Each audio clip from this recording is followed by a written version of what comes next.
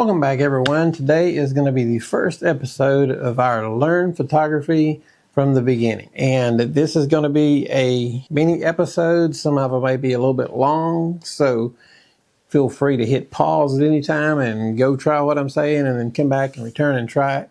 And as you're working on things, if you get lost or if you have a problem, just hit me and send me an email. I'll take a look at your pictures and I'll help you out and see what we can figure out what's going on with your images. So the first thing I want to do is we are going to need to find you a camera and a lens that are compatible. Like I said, we're going to start this from scratch. Some of you guys that are pros or amateurs are going to be maybe bored with some of this, but you can listen to it. Maybe you remember something you forgot. But this is going to be mostly for our beginners that are just getting started. If you just got a camera for Christmas or whatever the case may be, we want to help you from the very beginning and walk you through till your pictures just look fantastic. So at any point, if you get confused, my email's at the bottom and I will respond. But let's get into it. The kind of camera you need. Right now, a lot of cameras are switching from DSLR to mirrorless. That may not mean much to you, but I think right now, I'm a Canon guy, so I know a little bit more about Canon. If you're on a little bit of a budget, you can go with the Canon DSLRs. You can go with a Canon 6D, that's a full frame camera. You can go with the Canon 70D. Hey guys, I just want to take this second of your time. If you guys would please hit like and subscribe, it would go a long ways toward helping our channel and help us keep making these videos. Thank you. Or you can jump into the mirrorless. Now the one mirrorless I would avoid would be the Canon R100, I believe it is, because it does not have a flippy screen. So it's a little bit, cripple hammered by the things they keep away from it. Now it is a okay camera. I would like for you to have a flippy screen because it's going to be a little bit helpful. So I would at least start with one step above that. When you're looking for lenses, if you're on an RF, which is the Canon mirrorless, you can use the old EF lenses with an adapter to fit onto your new RF system. Or if you go with the RF system, you can buy an RF lens. Now RF lenses are going to be more expensive in most cases. Now they do have a few that aren't very pricey, like the 16 millimeter and the 50 millimeter. You can get pretty good prices on them. If not, you may need an adapter. I think I paid about $75 for this adapter, and this will let you put the EF lenses on the new RF mount system. Now I don't want to get too complicated on this, so I'm going to try to keep it easy. So if you buy, let's say you go buy a Canon 70D, you can buy what's called an EF lens, an EFS lens, which is for a crop sensor, but it will not work on a full frame camera, so I recommend staying away from those. I recommend either staying with the EF or the RF glass, but now the RF won't fit on the older cameras. So if you go with the RF, you're going to have to get a newer mirrorless camera from Canon. So with that said, if you're on a budget, go to KEH or MPB, look up a 60D or a 70D from Canon, a couple $100, and you can probably get a 50 millimeter lens to go with it, and you'll be good to go to get started. That'll be perfect. Some of the other mounts and cameras that you'll be looking at, just so you don't get confused, I'll give you a little bit of help. Sony cameras use what's called an E-mount, and most of this will be mirrorless information. So if you see a Sony camera that you like, make sure you buy an E-mount lens for Sony, and you should be good to go there. If you find a Fuji camera, you'll want to look for an X-mount. And if you find a Panasonic Lumix camera, they have two different lines. One was called Micro Four Thirds, which is a smaller camera, a smaller sensor, but they're called MFT lenses, or I think G lenses, or Micro Four Thirds lenses. They'll go by many different names, but they're all the same. Or if you go with the full frame lumix, which I wouldn't suggest to start off, but if you do, they're the L series lenses. So just to make sure that you get the right camera with the right lens. Now, if you buy a camera, maybe a new set, and it comes with a kit lens, you don't have to worry about matching it up. They're going to send you one that fits. The only thing about kit lenses is they're kind of limited, but you're just learning, so there's no need to rush out and buy a high-end lens. Just make sure you like photography and you understand photography before you start investing a lot of money in lenses and cameras. With that said, the next thing you're going to need is a memory card to fit into your camera. SanDisk is a great brand. Samsung is a great brand, and they're a little bit cheaper. You can get about a 64 to 128 gig SDX card from Samsung for about $15, where that same card will be about $25 to $30 from SanDisk.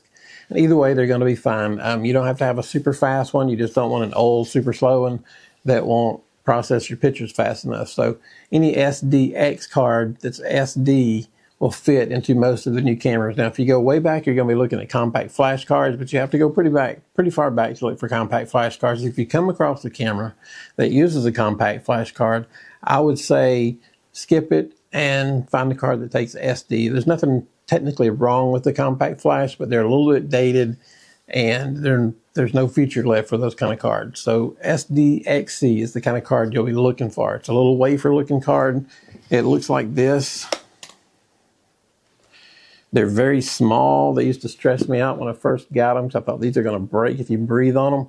But they got the contacts on the back. This is a Samsung 256 Pro Plus, and I use that as it's basically the hard drive in my Canon R6. It has two memory card slots in my R6, and so I keep a big card in the back of the camera for that particular reason. I just kind of use it like an external hard drive. But you can start out with a 64 gig and be fine.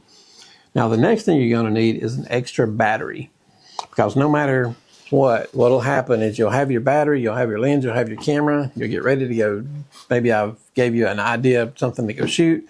You flip on your camera and your battery's about dead. That'll drive you crazy. So you can go, it's recommended that you buy brand name batteries. Like if you buy a Nikon, buy a Nikon battery. If you buy a Canon battery. And that's true to an extent. But since you guys are starting out, you can go on Amazon and get like a newer NEEWER brand. It'll be about half price of your name brand battery, and they'll work fine, and they'll usually come with a charger. So I use those all the time. I haven't had any problems with them. Now, other people disagree with that, but I've never had a problem with them. So take a look at that to save you some money. I'm trying to help you guys save some money as you get started into photography, just because photography is very expensive, and I don't want you to spend a lot of money until you make sure that it's for you, or something that you enjoy as a hobby, or something you want to turn into a profession one day. Now, when you're shooting pictures, this first video is going to be what to buy. Okay. Next video, we'll get into the nitty gritty of how to shoot. But this first video is what to buy, what to have, what you need to be prepared for the following episode next Monday, so you'll be ready to go. So you don't wake up and go, oh, my battery's dead, or oh, I don't have the right lens, or I don't have whatever the case may be. You'll be set for our first videos when we start getting into the nitty gritty of photography. When you do start shooting, the first thing I want you to do is take your camera, go into your menu, set it to shoot in JPEG and RAW, R-A-W. Now, if you're beginning, you've probably never heard of RAW. You maybe never heard of JPEG, but JPEG is kind of the industry standard. RAW is something mostly professionals use, but here's the reason I want you to use RAW.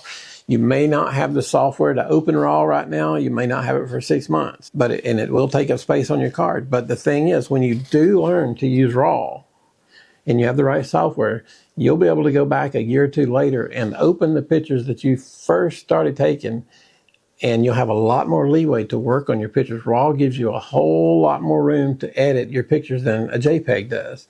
So if you go ahead and shoot JPEG and RAW at the same time now, later, when you know how to use RAW and you have the equipment to open RAW, you can go back and use your RAW files. And I think you'll find that helpful. Now, some people probably disagree with that, but I say shoot JPEG, store your RAW files. And speaking of storage, you're going to need some kind of hard drive, external hard drive, to store your pictures on, because no matter what kind of computer, I use MacBook Pro, doesn't matter what kind of computer you have, if it's not a question of if your hard drive is going to break, it's a question of when your hard drive is going to break. So always keep them backed up. iCloud is okay. I don't love iCloud. Google Drive is okay. But it's good to have a physical external hard drive, and you can get a SanDisk one for probably $79, or Samsung, somewhere in there. But to get you guys started, that's what you're going to need. And you can email if you have any questions at studioatlanta@yahoo.com. I will respond to any questions. If you have a question on what camera to buy, or if you just got a camera, what lens you need to buy, or what kind of battery, whatever the case may be, send me an email with your question. I will gladly answer it. And starting next week, we're going to get into the nitty gritty of how to use your camera. I just wanted to take this week so that we didn't have a wasted week where I'm explaining how to do things on your camera and you don't have a camera that works. You don't have a lens that works. You don't have a camera that works. A memory card or an extra battery. So you'll be set by the time we start the video into learning how to get to work on finding a camera. mpb.com and keh.com are great places to buy used equipment if you don't already have a camera.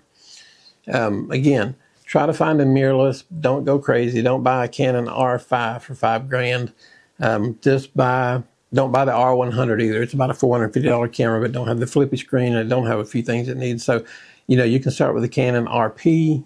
I think they make an R50. Don't quote me on that. I believe that might be right. The RP is a full frame, and you'll come to learn that the difference in sensors, you have basically three kinds of sensors. You have full frame, which is going to be basically the best. There are other sensors, but we're only going to cover these three. Full frame is going to be your best. APS-C is going to be a crop sensor. Those are going to be your second best. And micro four thirds, which is lumix and olympus, they're going to be your third highest quality. Now, they're good at other things, so don't go, oh, I don't want a micro four thirds. They're the worst of all three. So everything has, it's like everything in life. There's good things about it, and then there's bad things about it. Everything in life, there's pros and there's cons. So I'm a Canon guy. I shoot Canon. I recommend you shoot Canon, but that don't mean you have to shoot Canon. You might like Nikon.